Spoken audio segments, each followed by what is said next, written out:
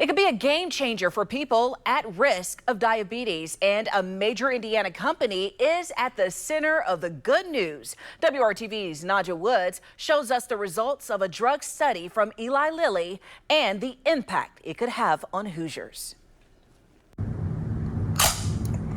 Monitoring her body is a part of everyday life for Sade Parks, who was diagnosed with type 2 diabetes at just 33 years old. I was taking 4 shots a day, so my life totally changed from not taking pills and needles, none of that, to having to take it every day. Parks is among 38 million Americans, or 1 in 10 people with the disease. 90 to 95% of them have type 2 diabetes. Right now in the United States, there's an epidemic of type 2 diabetes. It's growing very quickly.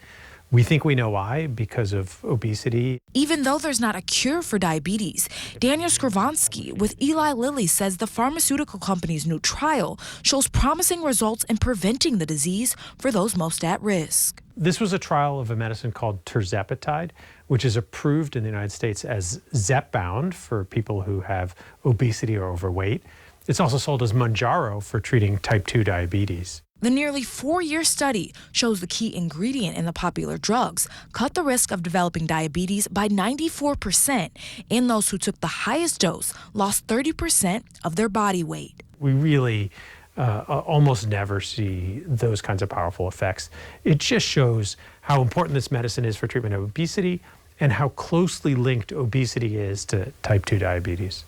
Rochelle Hooks is pre-diabetic and has struggled with her weight for years. She says she lost 15 pounds by changing her habits and taking Zepbound. I feel much better. I didn't want it to grow into anything else, being actually diabetic and being insulin dependent. By preventing disease, it's actually a lot cheaper than treating disease.